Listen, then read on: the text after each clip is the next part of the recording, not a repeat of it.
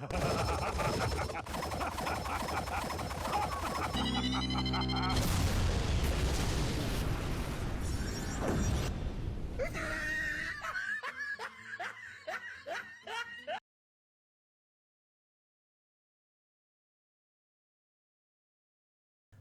everyone, I'm Geek Freak and welcome to the video. Aren't Dragon Ball fights awesome? Goku vs Vegeta, Goku vs Frieza, Goku vs Piccolo, Raccoon vs Vegeta, Gohan and Krillin, Garlic Jr. vs Piccolo, Krillin and Gohan, Janemba vs Goku and Vegeta, Super Buu vs Gotenks. I just love the fights in Dragon Ball, Dragon Ball Z, Dragon Ball Super, Dragon Ball GT, and in the movies, in the games, and so on and so on. Even Team 4-Star made a video, or videos, of the top 12 favourite Dragon Ball fights. And you know what, I'm not gonna lie, that video was pretty freaking awesome. But you know what, I really wish they would have done a top 24 instead of 12. But yeah, I'm going off track. Now, the reason why I made this video is because there is a fight in Dragon Ball Z that the fandom thinks is too brutal and too unnecessary and isn't needed in the series. Simply because, well, it's too brutal. And something about Goku not doing anything to stop Spopovich, but I'll get to that when I get to that. Now, for me, I think Videl vs Spopovich is one of the most underrated fights in the series. In fact, I think it's actually one of the best fights in the series. I mean, nothing on par like Goku vs Vegeta, or Goku vs Piccolo, or Android 17 vs Piccolo. I wouldn't put Videl vs Spopovich on par with those fights, but I think this fight goes unappreciated. I actually think it's one of the most unique fights in the series. I mean, think about it. You know what, I'll do a bit of a list. Number one, why I think this is one of the most unique fights is, this fight goes back to regular people fighting in a ring. I mean, think about it for a sec. We've had fights with the likes of Frieza, Garlic Jr., Cell. Those guys were like destroying planets. They could destroy an entire solar system. They could destroy an entire city, moving faster than the speed of light, moving so incredibly fast. Well, you know what? Videl vs Spopovich brings that back. Well, sort of. Because clearly, we've seen Videl fly, and Spopovich could fly, and he could use ki attacks, and for some reason he can't die. And you know what? It's kind of like what happened in Dragon Ball, where everybody was like using different techniques, the Kamehameha, the Kikuho, flying. Well, Goku couldn't fly, but he used his tail, but in Dragon Ball, it was a spectacle when they was like using different techniques and abilities and so on. But the only thing that Videl can do is just fly. And again, Spopovich can fly, he can use ki attacks. And that's what I mean, going back to the basics. It's like in the original Dragon Ball, Master Roshi vs Goku, Tien vs Goku, Piccolo vs Goku, and amongst other fights. And that's what this fight is all about. There's no solar system destroying attacks, there's no faster than the speed of light where you can't see them, no transformations. This fight went back to the basics. And that's why I love it so much. It's not about space aliens, it's not about androids, it's about two humans who has gained power. And that's the next thing I want to talk about. Let's talk about Videl and Spopovich. Now, let's have a look at Videl. Videl has been training all her life, and with a little bit of help from Gohan, she can now fly. So basically, she can beat the average fighter. And when I mean average fighter, I'm talking about regular humans.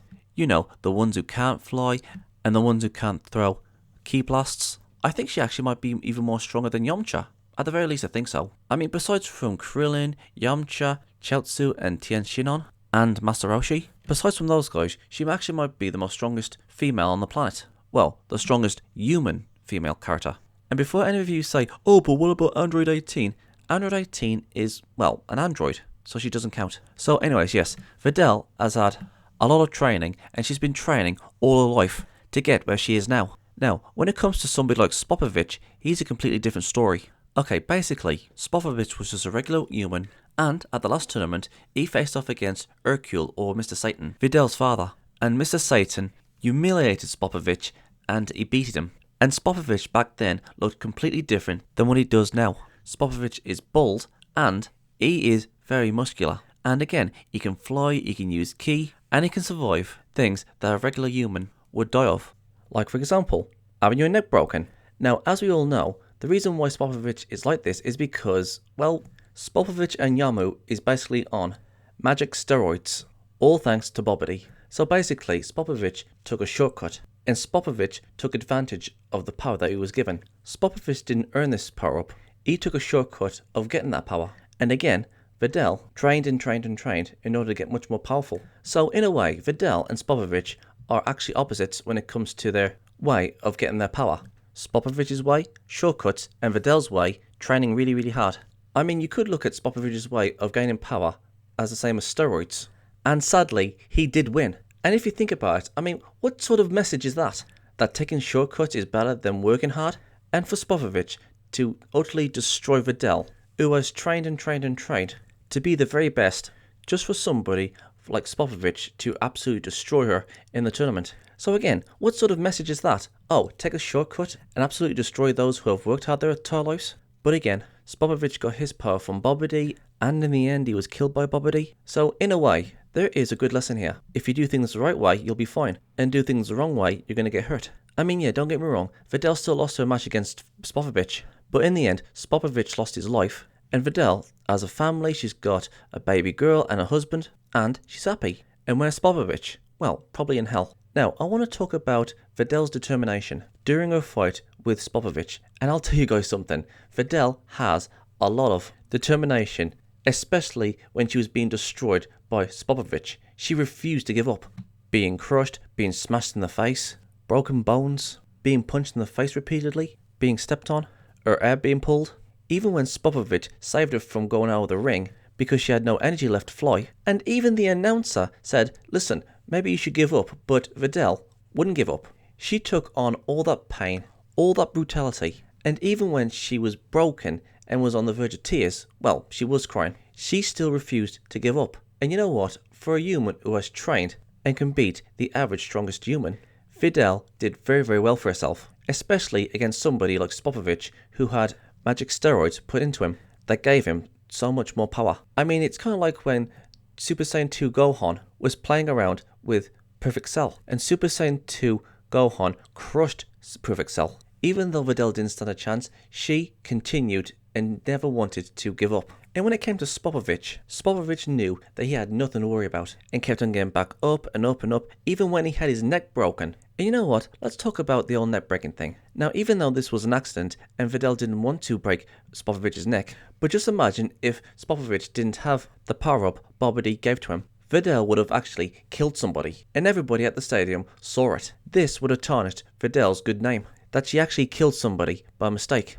I mean, some people out there would say, oh, she did it on purpose, oh, that you're a killer, you know, all that sort of stuff. I mean, there's going to be people out there who's going to say, oh, she didn't mean to do it, and there's going to be people out there who's going to say, oh, yeah, but she killed somebody. And it's clear that Videl didn't mean to kill Spopovich. But, you know, it's a good thing that Spopovich did have the power that Bobbity gave to him. Otherwise, that old neck-breaking thing would have tarnished her reputation. And even though Videl lost, everybody could see that Videl refused to give up, and she was taking on all that pain. And everybody at the stadium understood that Videl has had enough. And everybody was disgusted of what Spopovich did to Videl. Spopovich was being cruel to Videl. It wasn't a one-on-one honourable fight. It was an absolute bloodshed. Well, not exactly bloodshed, but Spopovich was being very, very cruel to her. And again, even when she was about to fall out of the ring, he pulled her back in so he can deal out more pain to her. Spopovich is a sadistic bastard. Now, let's get to the part where everybody was complaining about Goku, saying to Gohan, oh, don't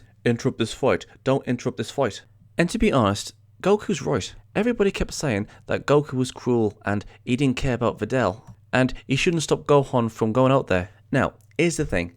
Videl could have given up at any time. She could have put her hands up and said, listen, I give up. But no, Videl was being very, very stubborn, and she refused to give up. And also, these are tournament rules. If Gohan was to save Videl, she would have been disqualified, and he would have got disqualified.